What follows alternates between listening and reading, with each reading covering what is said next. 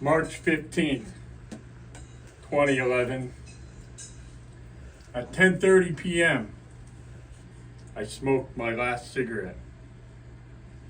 13 years ago today. And if I could do it, anyone can. How bad do you want it? It has to be the one thing you want most in life. There is no can't. There is no, oh, I'm not strong enough. Bullshit. It's all in your mind. There is no tomorrow. There is only right now. You have to be willing to face that demon, to go into the darkness. The patches, the gum, for me, they didn't work. They're worthless. Those clicks and gimmicks just don't work. Save your money.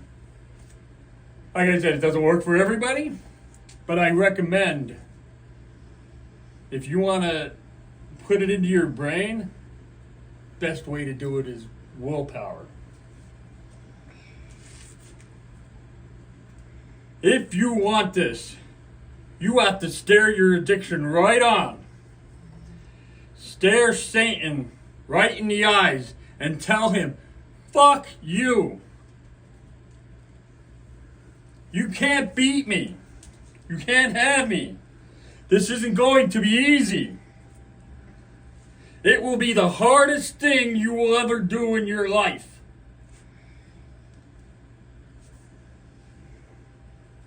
Anything in life that isn't hard has no meaning.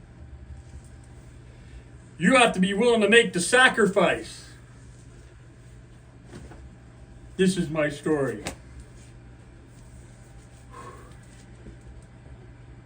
It's tough being a kid growing up.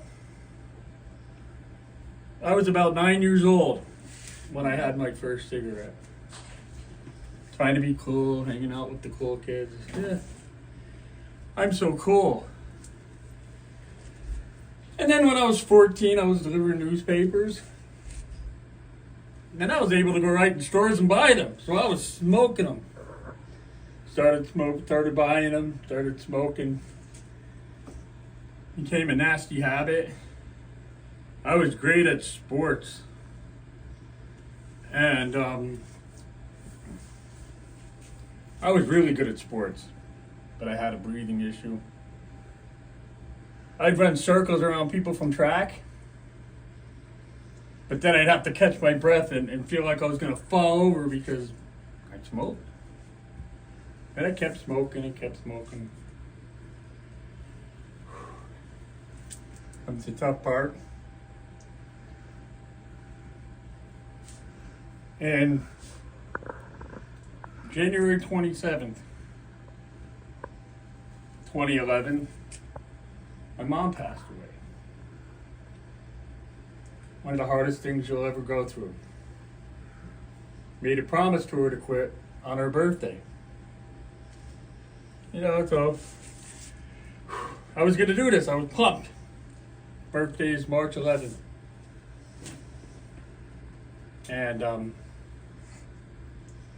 didn't work. I actually started smoking more. But then on March 15th, in 2011, 10:30 at night, I smoked my last cigarette. This is how I did it. What I did was I bought my pack of smoke, self a pack. I didn't tell anybody what I was doing. Nobody. I just decided to do it. I figured I wouldn't talk about it. I wouldn't tell nobody. Every time I tried to quit, I used the Chantix stuff, I used the patches, and they never worked for me. But they would work, and then I'd quit for maybe a month or so, but then I'd be smoking again. So I had to find a way to program my brain to do it. And like I said, this was the hardest thing I ever did. So what I decided to do carry my pack of smokes around with me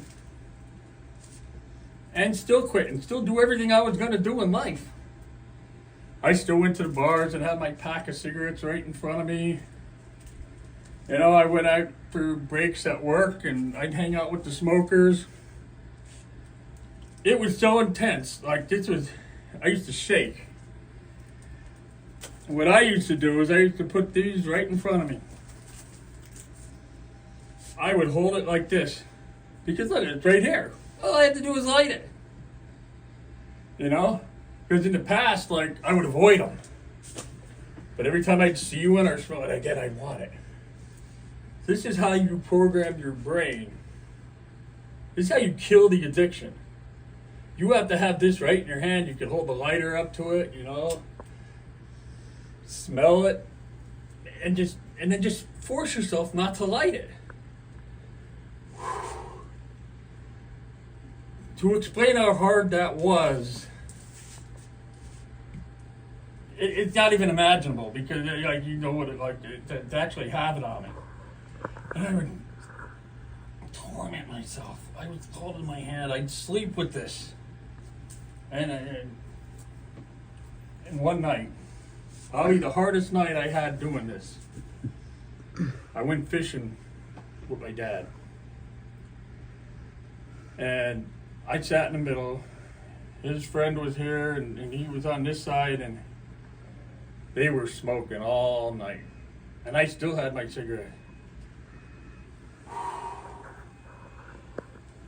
And they were like, Dave, just smoke a cigarette. Because they had no idea what I was doing. They're like, why aren't you smoking? I said, I don't want to have a cigarette. And they were offering me. I said, I have my own. I even showed it. I have my own. They couldn't figure out why I wasn't lighting it, but that was probably the hardest night I had to go through. But after that night, because I was able to make it through that night, the next day, it did start getting a little bit easier. So after that, it started getting a little bit easier, and I just kept it going. You could also go into a bar and put your pack of smokes and your lighter right in front of me. Usually when you're drinking beer, all you want to do is smoke. You could do it at a bar while you're drinking.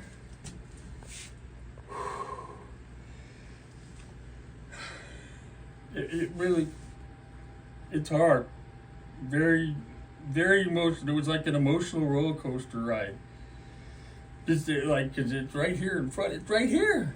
All you have to do is light it. And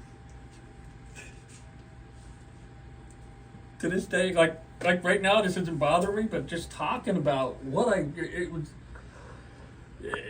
you know how hard it is to quit smoking. Yeah. But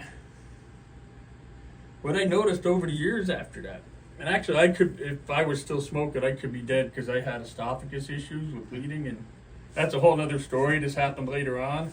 If I was smoking then, I would have had esophagus cancer, and I would have died. But by doing that is how, because I did all that, I programmed my brain so well by doing that. Now I don't even crave them. It's like, it just killed it.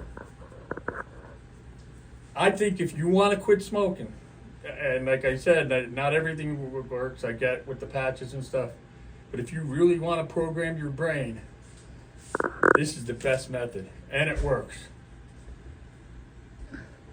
It works. You just have to be willing to face the demon and stare Satan in the eyes, like I said before.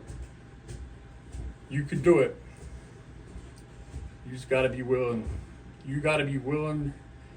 And I think you can't. You can look Satan in the eye and tell him, fuck you, you cannot win. You cannot beat me. That's what you have to do. You have to look him right in the eye, just like I said. It has to be to stare him in the eyes, like I said, and tell him, you cannot beat me. Look at that. I didn't even light one up there. Thanks for hearing my rant. Hope you all enjoyed my video. Thank you.